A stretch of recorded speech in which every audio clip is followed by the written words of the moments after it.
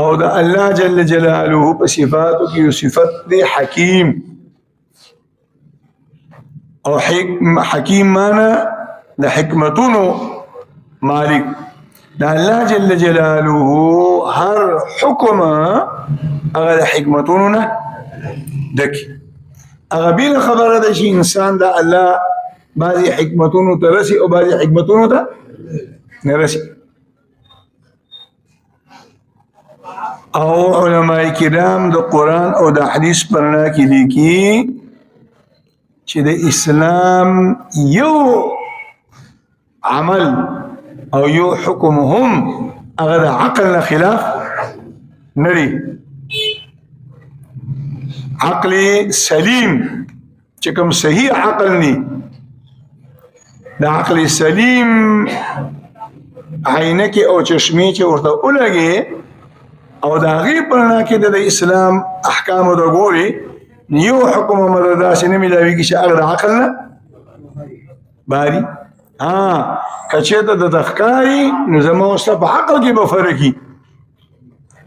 شریعت حکم د اسلام مطابق علماء پری باندې مستقل کتابونه لیکلي دي او بیا یو حکم د شریعت راغون کړي نه او دا ثابت کړي نه چې د شریعت هر حکم د انسان د عقل سره سم له برابر دی هغه بل خبره ده انسان مسیح او داغه عقل مسیح چاغه رسی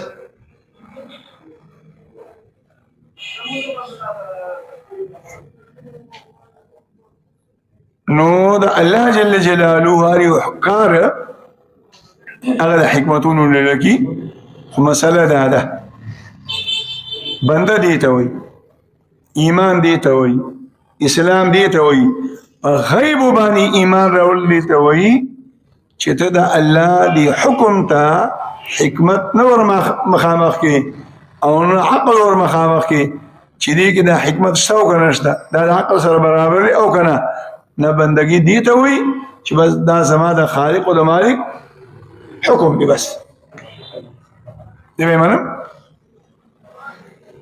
لیکن بیا هم د عام مسلمانانو د سمجھاولو لپاره او د پوهه کولو لپاره د شریعت د احکام او حکمتونو علماء لیکلي دي د دنیا کتابونه دي نه ډک دي نو د زکات لپاره مخصوص میاش چې الله پاک نه د مقرره کړي دا کې یو لوی حکمت علماء دا ذکر کوي چې د زکات د ورکړې او د راکړې د سلسله په ټوله دنیا کې کال 12 میاشتې جاری او چالو دا نه چې ستا په خاندان کې به یو سړی غریبي ستا په ګاون کې به یو سړی غریبي ستا په دوستانو کې به یو سړی غریبي او د رزق درک به داغه او داغه د بچو بنه لګي لونه او سامان به بلوغ تر شي د واده وسمه نه کیږي او ثابت کال بستا دي زکات ته انتظار کوي نه چې کوم زکه شریعت وای چې په کوم مسلمان باندې نصاب مکمل شو نو بس زکات په فرض شو او دا موږ چې ارکاري دا مسلې بیانون او په دې وجه باندې علماء کرام لیکي چې د زکات ورکول مسلې فرض دي او د زکات د فرض کېدو وروسته د زکات بنیادی مسلې زده کول مسلې فرض دي دا نه چې واجب د موږ مسلې به زده کی دا نه چې واجب د حج مسلې به زده کی او خبرکی ګوبل موږ تاسو خو د دین ټوکی جوړی کړی اوس پرون یو الک راغونو جوانی سبا عمرې ته رواني په حرمې پویک نو غوسه مرحله نو او بل ته ما وته ته وسوي سار عمرې ته روان دي د رسالو رکوبې به مداخله کړي او ماجګر ما ته ما په عمر باندې پویک دا کوم وخت نه بده دا سوچ کړي پیسې به جمع کوي عمرې ته او کپړو ولا به شي بګرځي دا شي حجم یو کال یو دو نوجوانانو عربیان او طواف یې وکړو او په مطاف کې اوس ماته وي موږ طواف وکړو اوس پسه کوو نه دا زموږ حال الله دې زموږ ستاسو په حال باندې رحم وکړي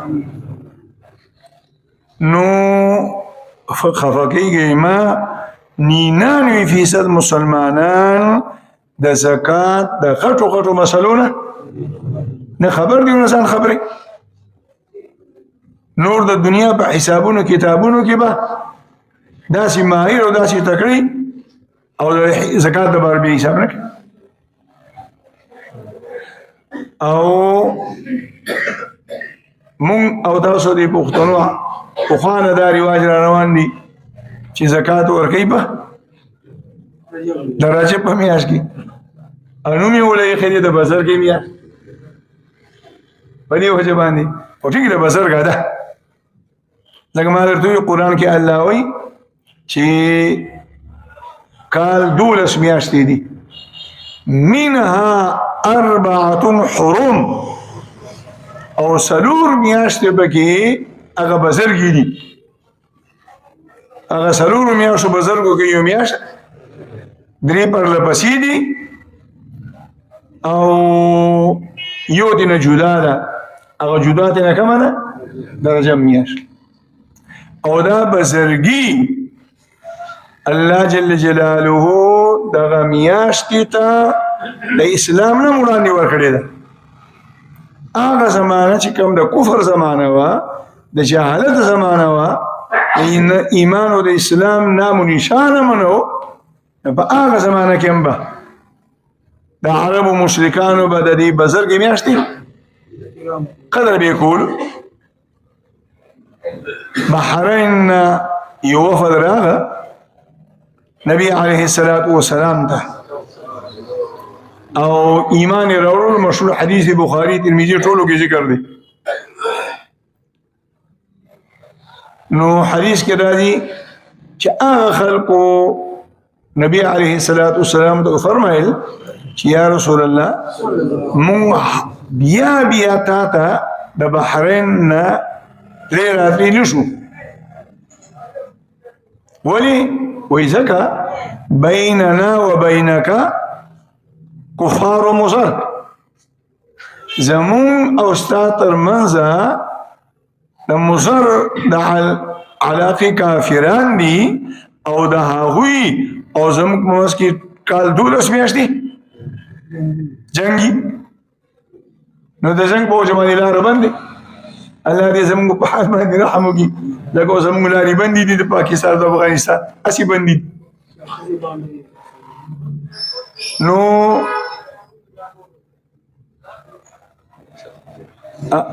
صرف نو داسې یو فیصله کن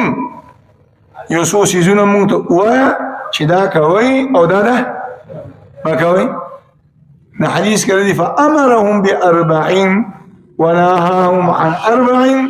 دا الله پیغمبر او د 4 کارونو کولو حکم وکړ او د 4 نه منع کړ او دا یې ورته وی چې صرف د رجب په میاشت کې مونږ راتلی شو ځکه چې د رجب په میاشت کې د دې میاشت احترام مونږ هم کوو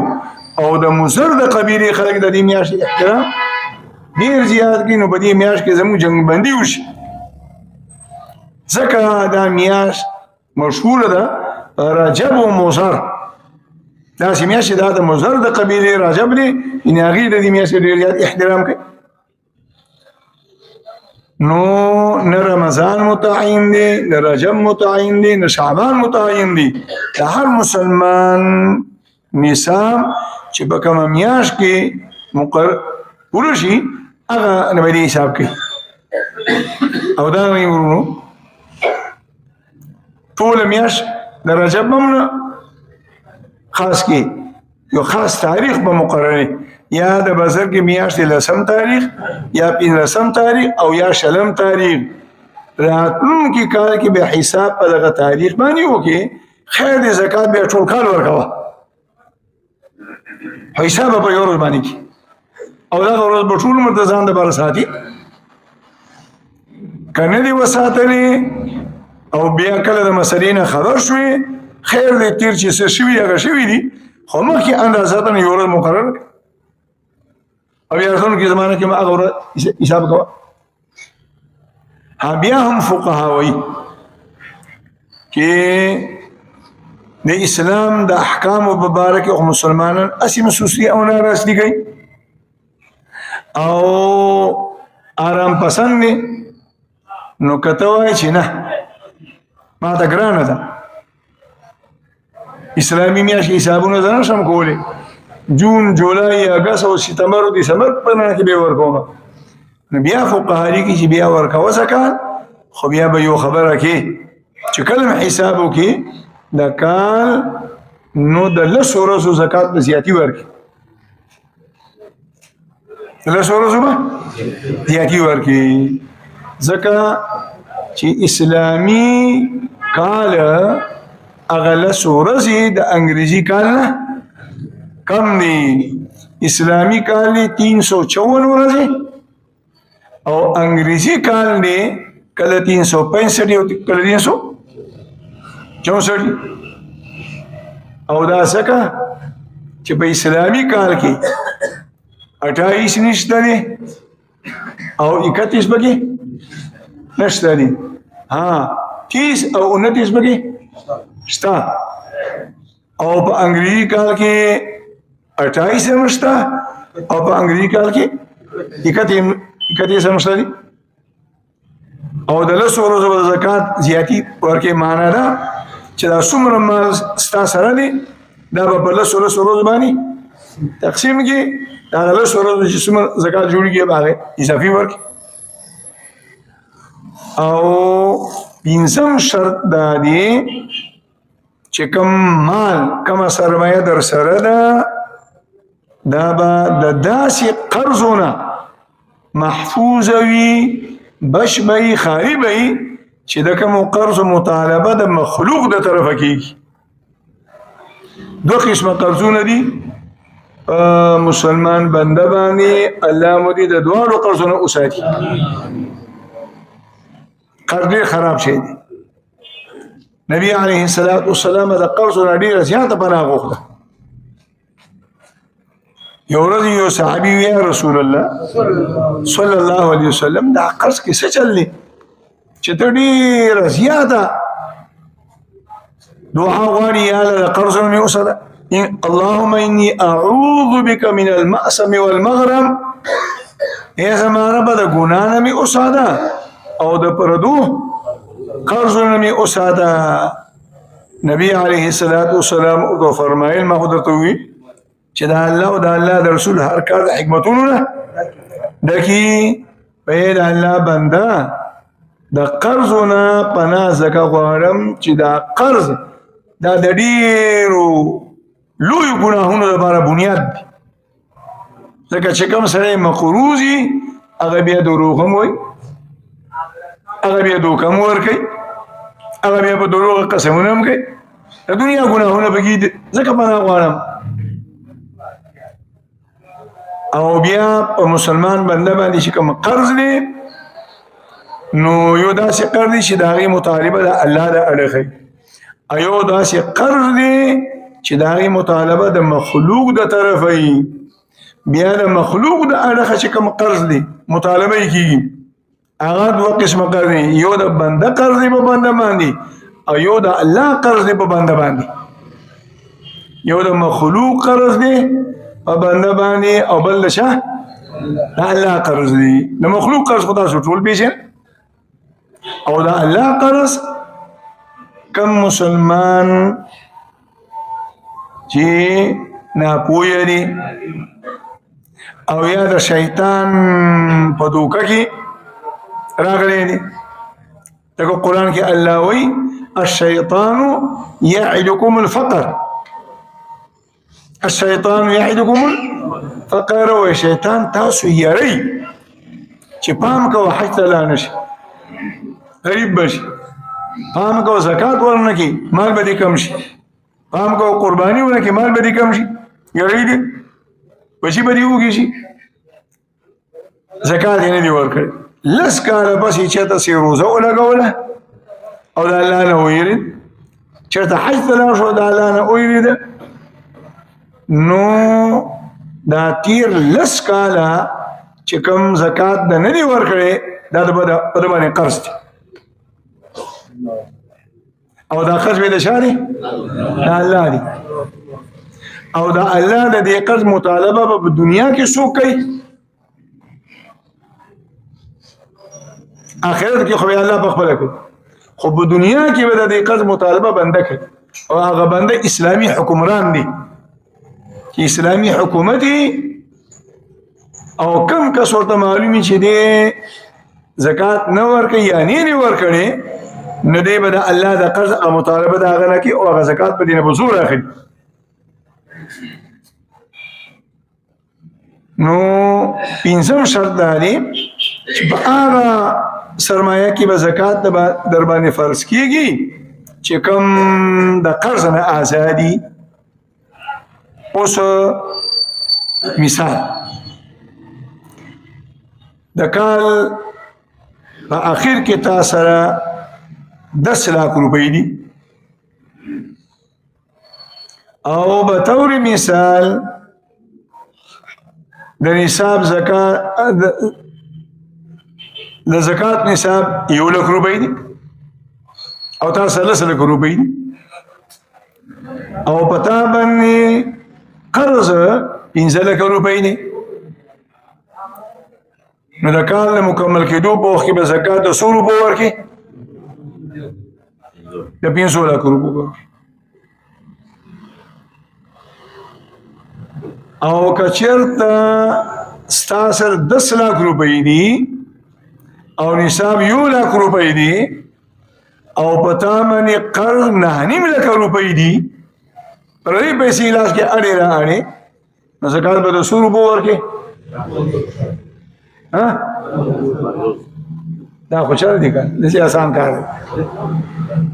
دا پټکې موټر نو چې قرض د نصاب نوم شو کم شو بیا زکات نشته نصاب مقرر دی 1 لک روپۍ او قرض باندې 9.5 لک روپۍ دی نه کمی چې تاسو سره پاتې شي 500 روپۍ هغه د نصاب برابر نه دي نو په دې 500 روپۍ در باندې زکات یې دي چې 100 روپۍ مترا کم شوي 9.500 روپۍ پاتې شوي نو داګه زکات در باندې نشته دي تر دې پورې فقها لیکي چې مہر زنانه دو قسم دي یو مہر معجل او بل مہر مؤجل دي او موجوده زمانه کې د نکاح کوم فارم دي هغه کې 2 کلمې دي یو کلم کې لیکي چې مہر معجل او بل کې لیکي چې مہر مؤجل معجل معنا نقد ورکې فی الحال به ورکې او مؤجل معنا کال بس به ورکې 2 کال بس به ورکې تاریخ په کې ولي کېږي او څوک به تاریخ د سره لیکي هغه یو مسله ده دې خبره ځان کوي خبره نو یو دین دی او یو قرض دی څه شي دي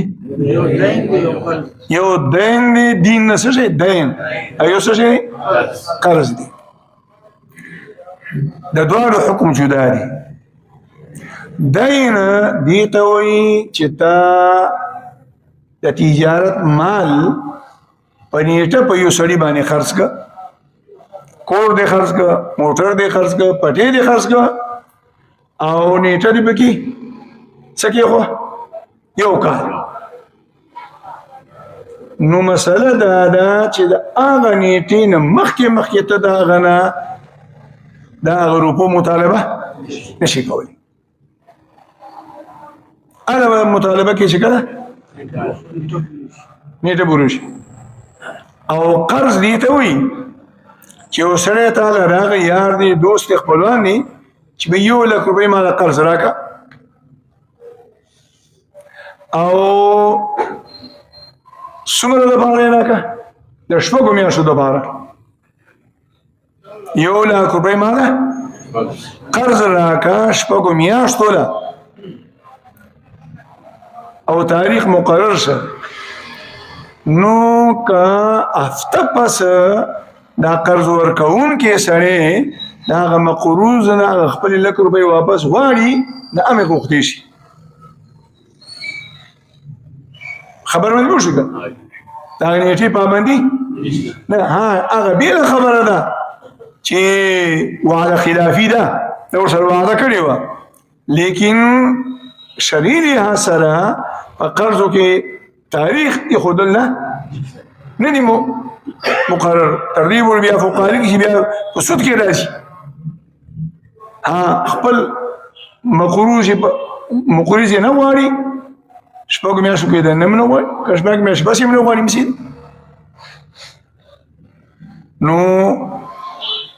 هغه مال کې به زکات در باندې فرض کېږي چې کوم نو مهر مؤجل دې ته وایي چې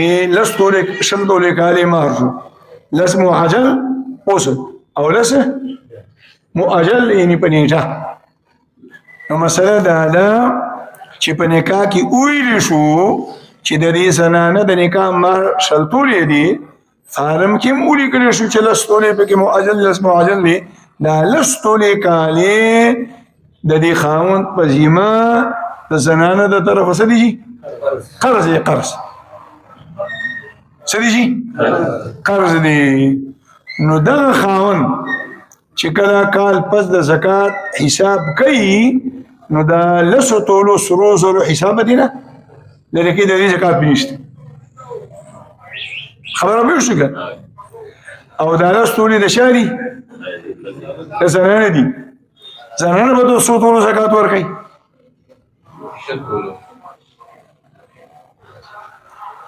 دا زنانه مسله باندې دا زنانه به فی الحال د لسو تولو زکات ورکوي د شوله به نه ورکوي ولې هغه لس خو د دې قرض دي خو هغه د دې وصولې کړي نه دي چې یو ځل یې وصول کړي خاوند یې ورکړي او بیا چې مو د بس خاوند ورته وایي ښځې راکړه هسې پردي دي زه به کاروبار کوم ښځه وایي دا قرض وانه نو چې یو ځل یې وصول کړي او بیا خاوند ته په قرض ورکړي بیا به دا سره هر کال یې د شلو تولو زکات ورکوي خو چې مار کې لیکلي شوي دي او وصول کړی لا نه دی د هغه وخته پورې د هغې زکات نه په خاوند شته دي او نه په ښځه باندې شته دا مسله ده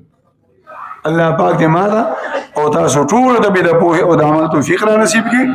او الله جل جلاله دې